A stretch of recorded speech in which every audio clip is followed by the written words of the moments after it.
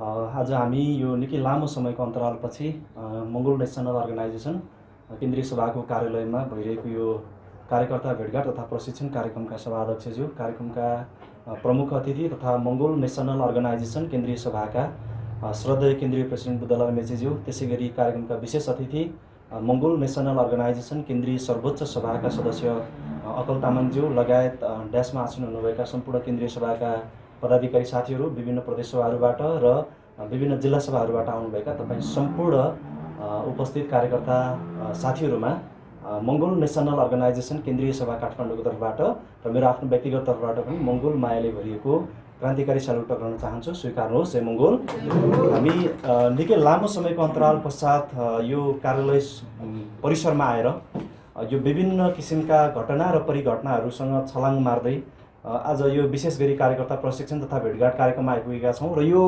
कार्यकर्ता प्रशिक्षण र भेटघाट कार्यक्रमको मेन उद्देश्य र यसको मकसद भनेको विशेष गरी हामी करिब राजधानी काठमाडौँ नजिक भएका सबै कार्यकर्ताहरू भेटघाट भइरहेका छौँ। विशेष गरी सङ्गठनका केन्द्रीय प्रेसिडेन्टज्यूबाट पछिल्लो समयको राष्ट्रिय तथा अन्तर्राष्ट्रिय राजनीतिको विषयमा र मङ्गोल नेसनल अर्गनाइजेसनले अगाडि बढिरहेको कार्यविधिहरूको विषयमा एउटा खालको विशेष प्रशिक्षण हुने भएको कारणले गर्दाखेरि हामी त्यो कार्यक्रमको मेन उद्देश्यले आएका थियौँ र पनि विशेष गरी यो पछिल्लो समयमा यो करिब 6-7 महिनाको यो लकडाउनको जुन एउटा पिरियड रह्यो संसारभरि कोभिड-19 कोरोना भाइरसको सङ्क्रमणको एउटा बीचमा देशमा र अन्तर्राष्ट्रिय जगतमा भएको अन्तर्राष्ट्रिय राजनीतिक एउटा खालको परिवर्तन सँगसँगै विश्व राजनीतिको ध्रुवीकरण र नेपालमै भइरहेको अन्य राजनीतिक दलहरूको गतिविधिसँगै मङ्गोल नेसनल अर्गनाइजेसनले खेलिराखेको भूमिकाहरू अलिकति अपरिहार्य किसिमको र मङ्गोल नेसनल अर्गनाइजेसनले हिजोदेखि आजसम्म अगाडि बढाइराखेको नेपालको राजनीतिक परिघटनाहरूमा खेलेको भूमिकाहरू एकदमै कूटनैतिक र एकदमै रणनैतिक हिसाबले खेलेको भूमिकाहरूबाट मुलुक चाहिँ अहिलेसम्म एकदमै यो चाहिँ सेफ ल्यान्डिङ हुँदै आइरहेको एउटा परिस्थिति र परिवेशहरू थियो। यो बिचको यो करिब 6-7 महिनाको अन्तरालमा विभिन्न किसिमका उतार चढावहरू यो लकडाउनकै बिचमा पनि भए। त्यसमा चाहिँ अब देशभित्रको विभिन्न किसिमका विधि र गतिविधिहरूसँग अन्तर्राष्ट्रिय राजनीतिको चाहिँ एउटा खालको गतिविधिहरूसँग पनि विभिन्न किसिमको एउटा खालको सामञ्जस्यता कायम हुने कोसिसहरू भएको छ। यसकारणले गर्दाखेरि पछिल्लो समयमा नेपालको राजनैतिक इतिहासलाई हामीले अलिकति नजिकबाट निहालेर हेर्न सक्यौँ भने नेपालको राजनीतिमा अब वैकल्पिक राजनीतिक सङ्गठनको एउटा नौलो पृष्ठभूमि निर्माण गरेर आइरहेको सङ्गठन मङ्गोल नेसनल अर्गनाइजेसनलाई नेपालको ग्रास लेभलको भन्दा पनि नेपालको इन्टेलेक्चुअल लेभलको अथवा नेपालको एउटा अलिकति बौद्धिक सर्कलको मान्छेहरूले अब नेपालको राजनैतिक परिवर्तनको निमित्त नेपालमा कङ्ग्रेस कम्युनिस्टको होइन, अब नेपालको वैकल्पिक राजनीतिक सङ्गठनको रूपमा नेपालमा एउटा भूमिका निर्वाह गर्न सक्ने, नेपालको समग्र जनताहरूको हितको निमित्त काम गर्न सक्ने सङ्गठन भनेको मङ्गोल नेसनल अर्गनाइजेसन हो भन्ने एउटा खालको निचोड, एउटा खालको उनीहरूको व्याख्या र विश्लेषण भइसके पछाडि मङ्गोल नेसनल अर्गनाइजेसन भन्ने राजनीतिक सङ्गठन जो नेपालमा अहिले वर्तमान नेपालको रुलिङ पार्टी भएर बसिराखेको राजनीतिक दलहरूभन्दा पृथक ढङ्गबाट आफ्नो एउटा पृष्ठभूमि निर्माण गरेर आएको सङ्गठन, अन्य राजनीतिक दलहरू चाहिँ इतिहासको विभिन्न कालखण्डमा कतै न कतै एउटा खालको दाग लागेको उनीहरूको छविमाथि चाहिँ एउटा खालको कालो धब्बाले चाहिँ उनीहरूको इतिहास बिग्रिएको घटना र परिघटना हुँदै गर्दाखेरि मङ्गोल नेसनल अर्गनाइजेसनको फाउन्डर प्रेसिडेन्ट डाक्टर गोपाल गुरुङज्यूले पनि बडो हिफाजत सहित र डाक्टर गोपाल गुरुङज्यूको चाहिँ निधन पछाडि पछिल्लो समयमा सङ्गठनको वर्तमान केन्द्रीय प्रेसिडेन्टज्यूको विभिन्न किसिमको कूटनैतिक र रणनैतिक भूमिकाबाट मङ्गोल नेसनल अर्गनाइजेसन आज र अहिलेको दिनसम्म स्वच्छ छवि निर्माण गर्दै मुलुकभित्र अब आउने दीर्घकालीन परिवर्तनलाई बचाउनको निमित्त मङ्गोल नेसनल अर्गनाइजेसनले खेलेको भूमिकाहरूलाई नेपालमा वर्तमान स्थितिमा नेपालको राजनीतिक व्यवस्था नचाहने अथवा नेपालमा हिजो डाक्टर गोपाल गुरुङज्यूको चाहिँ उहाँको जीवन समर्पणले स्थापित भएको नेपालमा आएको एउटा खालको परिवर्तन नरुचाउने एउटा खालको तत्त्वहरू, एउटा खालको व्यक्तिहरूबाट मङ्गोल नेसनल अर्गनाइजेसनलाई विभिन्न कोणबाट अथवा मङ्गोल नेसनल अर्गनाइजेसनलाई विभिन्न तह र तबकाबाट सङ्गठनलाई दाग लगाउने विभिन्न किसिमका चेष्टा र कोसिसहरू भइरहेको छ। यस्तो चेष्टा र कोसिसहरूमा हामी जोगिएर बडो सावधानीपूर्वक काम गर्नुपर्ने एउटा परिस्थिति सिर्जना भएको छ र हाम्रो सङ्गठनको फाउन्डर प्रेसिडेन्ट डाक्टर गोपाल गुरुङज्यूले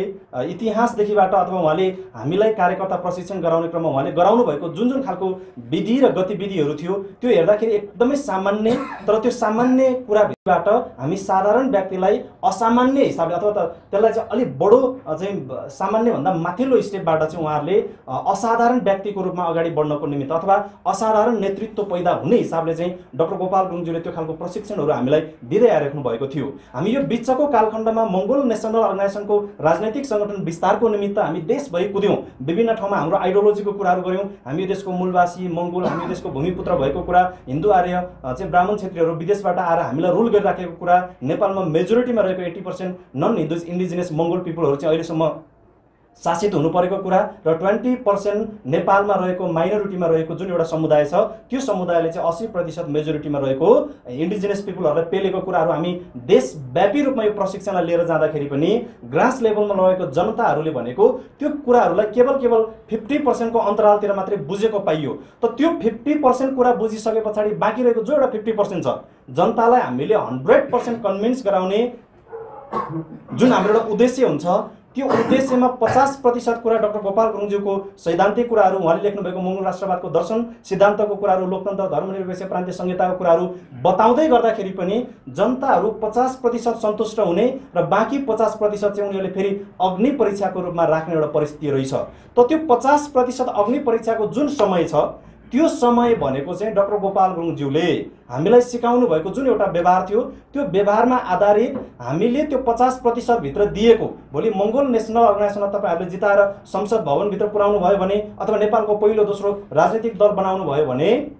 हामी नेपालको संविधानभित्र मूलवासी मङ्गोल लेख्छौं, लोकतन्त्र, धर्मनिरपेक्ष र प्रान्तीय संहितालाई नेपालको संविधानको प्रिम्बलमा उल्लेख गर्छौं भन्ने कुरा जो हामीले 50% वचन दिएर जनताको मन जितेका छौं, बाँकी 50% अग्नि परीक्षा भनेको त्यो हामीले दिएको 50% को वचन पूरा गर्ने कुरा रहेछ भन्ने कुरा चाहिँ मैले अनुभूति गरेँ। त यसले के कुरा देखायो त भन्दाखेरि मङ्गोल नेसनल अर्गनाइजेसनको अहिलेसम्मको जितहरू भनेको गणितीय नतिजा हाम्रो पक्षमा नआए पनि सैद्धान्तिक नतिजा जति सबै मङ्गोल नेसनल अर्गनाइजेसनको पक्षमा आएको छ। एमएनओको स्थापना कालदेखि अहिलेसम्म हामीले हेर्यौं भने त यहाँनिर अब हामीले के कुरा बुझ्न जरुरी छ त भन्दाखेरि मङ्गोल नेसनल अर्गनाइजेसनको फाउन्डर प्रेसिडेन्ट डाक्टर गोपाल गुरुङज्यूले दिनुभएको सिद्धान्त, दर्शन चाहिँ त्यसको मिसन, भिजनहरू चाहिँ वर्तमान स्थितिसम्म आइपुग्दाखेरि मङ्गोल नेसनल अर्गनाइजेसनले उठाएको कुरा फ्रन्ट लाइनबाट नआए पनि कूटनीतिक रणनीतिक ढंगबाट गोपाल गुरुङज्यूले बोल्नु भएको कुरा नै मुलुकभित्र आइरहेको कारणले गर्दाखेरि नेपालमा रहेका जति मङ्गोल नेसनल अर्गनाइजेसनलाई नचाहने, गोपाल गुरुङले चाहनु भएको जनताको छोरा जनताको छोरी राष्ट्रपति हुन पाउने एउटा अधिकार ल्याउनु पर्छ,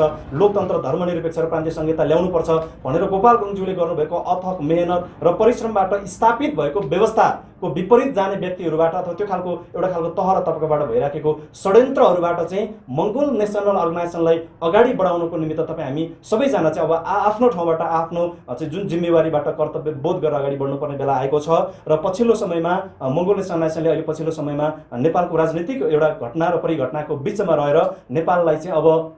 दीर्घकालीन परिवर्तन सहित नेपालमा अब कुव्यवस्था होइन, नेपालमा सुव्यवस्था सहित सामाजिक सद्भाव सहितको एउटा परिवर्तन मङ्गोल नेसनल अर्गनाइजेसनले ल्याउन लागिरहेको कुरालाई चाहिँ विशेष गरी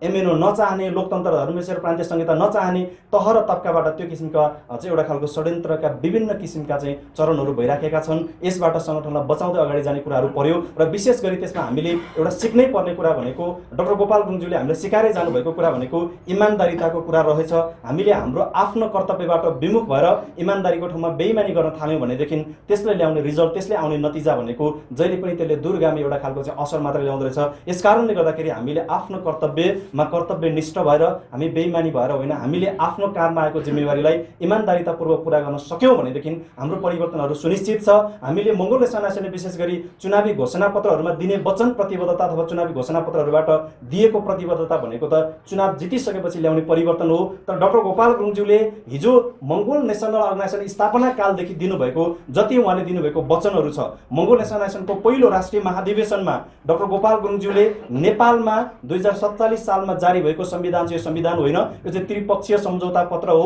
यो चाहिँ अब च्यातिनु पर्छ, यो फ्यालिनु पर्छ, यो जलाइनु पर्छ भनेर उहाँले पहिलो राष्ट्रिय महाधिवेशनमा जसरी उल्लेख गर्नुभएको थियो त्यसै अनुसार 2058 सालमा चाहिँ मङ्गोल नेसनल अर्गनाइजेसनको कार्यकर्ताहरूबाट नै त्यति बेलाको त्रिपक्षीय सम्झौता पत्रको रूपमा ल्याइएको चाहिँ हिन्दू आर्य ब्राह्मण क्षेत्रीहरूको अधिकार मात्रै सुरक्षित भएको चाहिँ संविधानलाई च्यात्ने जलाउने कामहरू भयो। दोस्रो महाधिवेशन डाक्टर गोपाल गुरुङज्यूले अब नेपालमा राजाहरू काम छैन, अब नेपालमा राजतन्त्रको अन्त्य हुनुपर्छ भनेर उहाँले जुन एउटा उद्घोष गर्नुभएको थियो त्यो उद्घोष जसरी गर्नुभयो त्यसै गरी नेपालबाट राजतन्त्र अन्त्य भएर गयो। 2066 सालको एमएनओको चाहिँ तेस्रो राष्ट्रिय महाधिवेशनमा डाक्टर गोपाल गुरुङज्यूले नै फेरि त्यति बेला पनि अब नेपालमा कुनै पनि नामको राजाहरू काम छैन, यहाँनिर सेरोमोनियल किङ, बेबी किङ भनेर अब यहाँनिर राजा र राजतन्त्रको कुनै पनि बहसहरू आवश्यक छैन भनेर उहाँले गर्नुभएको उद्घोष अनुसार नै नेपालमा राजा र राजतन्त्रको कुनै पनि कुरा नरहने कुरा चाहिँ स्पष्टसँग गयो। 2071 सालको चौथो राष्ट्रिय महाधिवेशनमा फेरि डाक्टर गोपाल गुरुङज्यूले अब मुलुकमा जारी हुने संविधानभित्र लोकतन्त्र, धर्मनिरपेक्ष र प्रान्तीय संहिता लेखिनुपर्छ, त्यो लेखाउँछौँ भनेर चाहिँ चौथो राष्ट्रिय महाधिवेशनमा गर्नुभएको संविधान मुताबिक 2072 सालमा जारी भएको संविधानले फेरि मुलुकको संविधानमा लोकतन्त्र, धर्मनिरपेक्ष र प्रान्तीय संहितालाई जोडिसकेको छ। डाक्टर गोपाल गुरुङज्यूको जीवनकालमा उहाँले दिनुभएको प्रतिबद्धता इमान्दारिताका साथ पुरा भएको कारणले गर्दाखेरि मङ्गोल नेसनल नायसन आज यो ठाउँमा छ। त्यसै गरी मङ्गोल नेसनल नायसनको 2075 सालमा सम्पन्न भएको 5औं राष्ट्रिय महाधिवेशनमा हामीले फेरि त्यसै गरी नेपालमा चाहिँ 5औं राष्ट्रिय महाधिवेशनबाट अबको 5 वर्षभित्र मूलवासी मङ्गोलहरूकै सरकार बनाउनु पर्ने, एउटा चाहिँ मङ्गोल रिसर्च सेन्टर भवन निर्माण गर्नुपर्ने र सङ्गठनको कार्यालयहरू निर्माण गर्नुपर्ने एउटा वचन प्रतिबद्धता दिएर आएका छौँ। यो पुरा गर्ने कसरतमा यो हामीले दिएको वचनलाई इमान्दारितापूर्वक 2075 सालको 5औं राष्ट्रिय महाधिवेशनमा हामीले सम्बोधन गरेर दिएको कुरा हामीले विदिन 5 इयर्सभित्र हामी पुरा गर्छौँ भनेर हामीले जुन एउटा प्रतिबद्धता दिएर आएका छौँ, त्यो अनुसार त्यो पुरा गर्न सक्यौँ भने मात्रै बल्ल जनताहरूले चाहिँ दिएको वचन पुरा गर्न सक्ने योग्य व्यक्तिहरू, एउटा लिडरहरू रहेछ भनेर मङ्गोल नेसनल नायसनलाई छान्ने, मङ्गोल नेसनल नायसनलाई रोज्ने एउटा व्यवस्था छ। यस कारणले गर्दाखेरि हामीले त्यतापट्टि ध्यान दिन जरुरी छ। र विशेष गरी मङ्गोल नेसनल अर्गनाइजेसनको फाउन्डर प्रेसिडेन्ट डाक्टर गोपाल गुरुङज्यूबाट सुरु भएको यो एउटा राजनैतिक अभियान र राजनीतिक एउटा गतिविधिभित्र उहाँले सिकाउनु भएको यो इमान्दारिताको पाठभित्र नै यो मुलुकको भविष्य, यो मुलुकमा रहेको समस्त 80% हिन्दू मूलवासी मङ्गोलसहित नेपालमा रहेका 20% अल्पसङ्ख्यक शरणार्थी हिन्दू आर्य बाहुन क्षेत्रीहरूको समेत मानव अधिकार सहितको उनीहरूको नि बस्न र बाँच्न पाउने अधिकार यो मुलुकभित्र चाहिँ सुनिश्चित हुन्छ भन्ने कुरा यहाँहरूको बिचमा राख्दै समयको पाबन्दीलाई मध्यनजर गर्दै आजको विशेष प्रशिक्षण प्रेसिडेन्टज्यूबाट हुनेछ। त्यसै गरी हाम्रो विशेष अतिथि अकल तामाङज्यू पनि हुनुहुन्छ, उहाँबाट पनि तपाईँले धेरै कुराहरू सिक्न पाउनुहुनेछ भन्दै आगामी बसाइहरूमा तपाईँ हामी राजधानी काठमाडौँ नजिकै छौँ, फेरि भेट्ने बाचासहित अहिलेको निमित्त यहाँहरूबाट जय मङ्गोलको स्यालुट सहित ओझेल पर्न चाहन्छु। हस्त जय मङ्गोल।